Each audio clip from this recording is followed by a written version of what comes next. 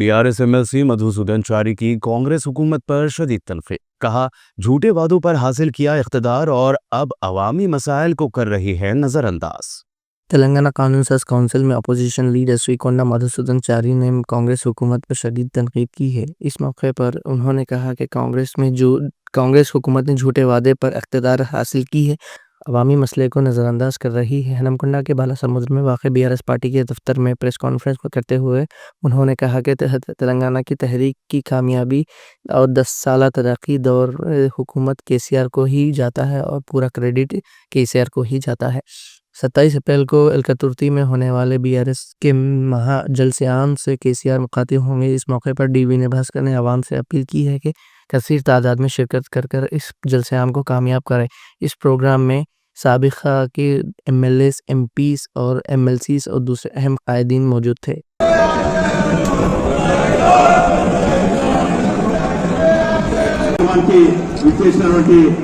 आत्मीय electronic print media photographers cameraman మా సోదరి మహిళా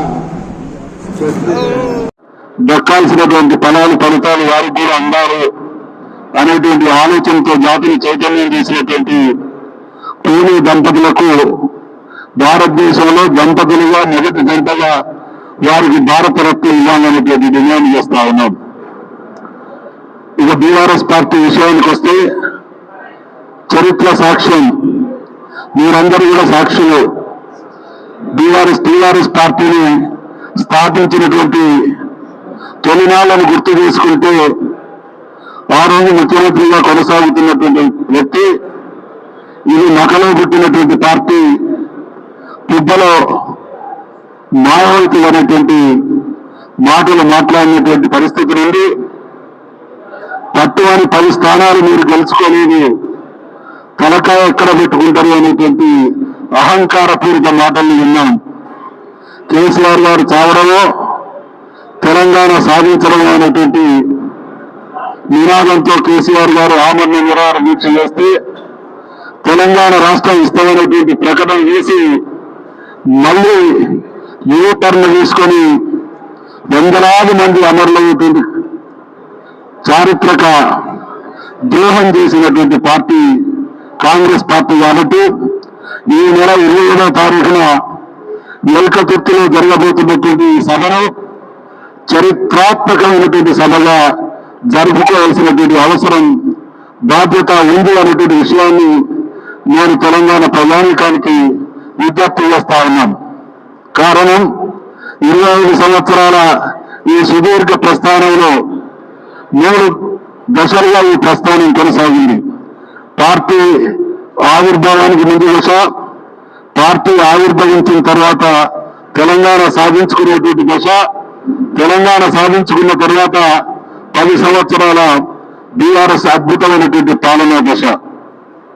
ఈ 3 దశలతో పాటు 16 నెలలుగా కొనసాగుతున్నటువంటి 4వ దశలో మళ్ళీ చరిత్ర పునరావృతమవుతా ఉన్నది.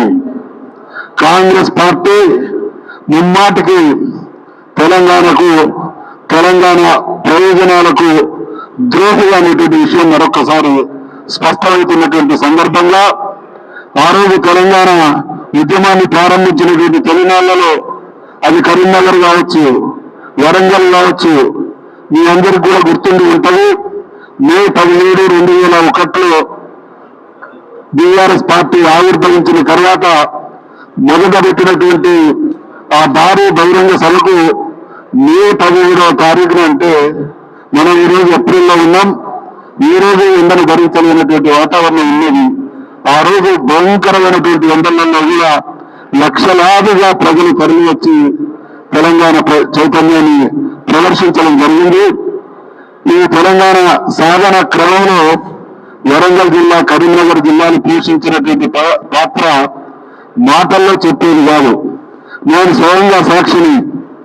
ఒకనాడు ప్రధానమంత్రిగా ఉన్నటువంటి జేఏ గౌడ గారు హనంకొండలో జరిగినటువంటి ఆనాటి శివగర్జన కార్యక్రమానికి హాజరైనటువంటి సందర్భంగా ఆ మీటింగ్ చూసిన తర్వాత వారన్న మాటలు ఏంటంటే, నేను 40 ఏళ్లుగా రాజకీయాల్లో ఉన్నా, దేశ స్థాయిలో జరిగేటువంటి బహిరంగ సభలు చూసిన, ముఖ్యమంత్రిగా పనిచేసిన, అనేక హోదాల్లో పనిచేసిన, నా జీవితంలో ఇంత భారీ బహిరంగ సభను చూసినటువంటి దాఖలాలు లేవు అనేటువంటి మాట ఒక ప్రధానమంత్రి స్థాయి మనిషి అనడం జరిగింది అంటే తెలంగాణ ప్రజల చైతన్యానికి నిదర్శనం.